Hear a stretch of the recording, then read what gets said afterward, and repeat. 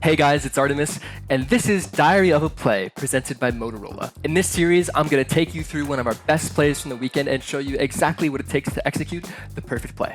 Before we get into the play, I kind of want to set the stage for what's happening here in the game. As you can see, we're 22 minutes into the game, and 100 Thieves is on soul points. Ocean Dragon is spawning in 1 minute. We have just been kind of like holding on, forced to concede a lot of ground in this game just because of the strength that Olaf and Zoe have and the control that gave them over this game. For us, the kind of additional wrinkle that made this even more difficult for us in the early and mid game is that we're playing Kindred and Yuumi together. When you're playing a composition like Kindred Yuumi, neither one of those champions can face check for vision. In this game, we really struggled to get vision around bot side. We struggled to take any sort of foothold in the early game, and it shows here. 100 Thieves has been able to stack dragons, and they're at a position in this game where if they can get this soul point, I think we might be in trouble. We're quite strong, but maybe not as strong as we could be. One of the first things that you should notice here is that 100 Thieves has control of the box around the dragon. What we have to do is now we're sort of forced to take paths like this or even paths like this, and this is going to be the start of a lot of our problems in this setup. One of the most important things that we talk about as coaches is how important getting first setup is, or being to objective first. And you'll see as we roll this clip that we're going to have a hard time breaking through this setup. So 100 Thieves here at the objective first, very good by them. We have side pressure. Corki is approaching Death Dance, but he doesn't have it yet, right? And this is a spike that we desperately wanted. Despite us giving away first setup, there's a trade-off here, right? Like we made the decision as a team in the moment that it was more important for Jizuke to get his Death Dance than it would be for us to get first setup. So essentially we relinquished positional control of the dragon in order to get our spike. So now I think we're in a decent position to win this fight. We have package on Corki, which is absolutely essential to these dragon fights, and we have Corki Yuumi with the Death Dance completed. As long as he plays this fight well, I think that Jizuke is in a prime position to carry this fight. But again, notice Pink in line, Pink in Pixel, Pink in Banana, they have control of the box, okay? And with this control, it's gonna be really difficult to break through. Kumo's on a flank, exactly what he should be doing, excellent by him. He's actually been hiding in this bush up until now. So here, we're opening up with Yuumi ulti with Aatrox flank. I think that this fight is starting pretty nicely for us. Maybe you could argue that these carries could be a little bit better positioned, but honestly, I think that the start of this fight looks pretty good. 100 Thieves right in the middle! It's the Dome, Azale! Can they get the fight out? Okay, so we use Corki package and we use Yuumi ultimate. We killed the Olaf through Olaf ulti. And now the thing to consider about this fight is it's a bit of a split fight, right? Like notice Bang is over here, Jizuke's over here, Kindred's over here, and our Aatrox is over here, who's essentially our only frontline, right? Because Yuumi is just going to be riding one of our carries. So already, despite us getting the first kill on the Olaf, this is a difficult position for us to execute from this point, just because of how split we are. One of our big advantages in extended plays like this is we get the sustain from Yuumi. Yuumi's able to hop up back on Bang here in a second and give him a heal and bring him back. But both teams are still looking for this dragon. So here we're just stalling, and it's on 100 Thieves to really do something here and essentially start a fight do the dragon before we get our Corki back. It's really difficult for them to actually start a fight in this position. They're really just working off of Zoe bubbles, because if Olaf is just going to press ulti and run in as Warrior Black Cleaver Olaf, he's probably just going to get one shot. The way this situation started was 100 Thieves had control of the box, and we had control of the center. We were threatening pushing down mid. And notice now that 100 Thieves has kept control of the box. They still have their pink wards here. They still have control. But we've sort of flipped our position. Now we have control of the downside of Dragon, right? So now we can play to kite down this way. And for me, this is a much better position for us than before, because we sort of talked about this.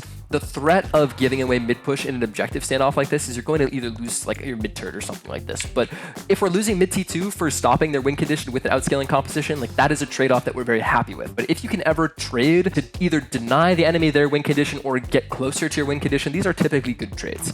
And this is an example of one of those trades. Kumo had based, and he's TPing back because the poke Ryoma got done. And I think in the chaos of this, they lose track of Aatrox. They probably say he's chunked. I don't know if they communicated that he was basing and looking at TP. It would make a little bit of sense, because notice that they're actually attempting to like burst this dragon. They're starting it right now. They haven't really been committing to it up until this point, but now they are. Notice though that I think the conditions to this fight are absolutely excellent. Kumo here is coming in with a home guard flank, threatening the backline, right? We have Cody-san here. We have Ryoma, who had just ulted, so he's coming back to his pad. At the same time, Kumo's entering with his home guard flank. We have Sven in a great position to be contesting Dragon. We have Jizuke here, kind of like on the side flank, like he's in backline, but like at the same time he's also threatening this way. And Bang is very, very safe with his Kindred in the back of the fight. So I think positionally this is excellent. I wouldn't change anything. Kumo's flanking, Yuumi ulti, and watch his burst. excellent. And this Kindred ulti here by Dennis is just so important. Watch this. So Meteos is just ulted. He's now unstoppable. He's walking at this dragon, and Warrior Olaf is going to do a lot of burst to this dragon. And I think with these guys next to him, I think that this is definitely something they can steal before we one-shot the Olaf. So this Kindred ulti here by Dennis is absolutely insane. And notice, boom. Did you guys see that? Watch Meteos' smite. And here comes Kumo from behind 100 Thieves. Right on my Cooldown. Right, so Dennis, Kindred ulti, gets the smite of Meteos, and now, as the Kindred ulti expires, watch Meteos here. He's still running at the dragon, but he's got no smite. His smite is down. So this was an amazing Kindred ulti here by Dennis. Essentially secures the Ocean Dragon for us. The fight was already won, I think, based on, again, the position that Kumo had, the ult by Bang, and just the initial conditions of that fight were excellent. We had the downside control, we had the flanking Aatrox. I think just positionally they were completely lost before this fight even started, but they did still have chances to steal this dragon despite losing the fight.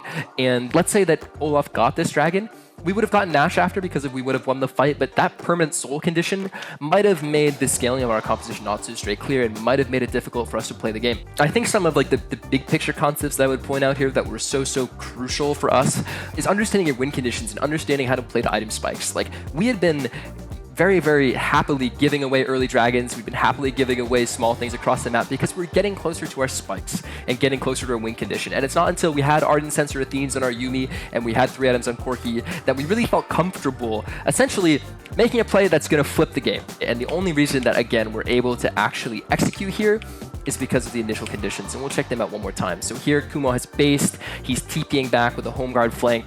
Svenskeren is going to come into the pit. And now, look at this. Absolutely beautiful shape, right? We have the Yuumi ulti coming across their team. We have Bang happily on a pink ward at the backline. We have Dennis here safely in the pit, but also protecting the dragon. And we have Kumo here coming on a home guard flank. This was a game I was really pleased with. I was happy with our execution this game. I think for me, we had a very difficult team comp to execute. I do think that it was much easier for 100 Thieves to execute on their draft than it was for us. And I was really pleased that we were able to have the discipline necessary to make it to this point in the game at a pretty even position. And then I was even happier to see that the execution around this neutral objective was so crisp, because these are things that we practice all the time. That does it. Thanks for watching, everybody. I hope that you learned a lot, and thanks again for Motorola for sponsoring this show, and I hope you guys enjoyed it and learned something new.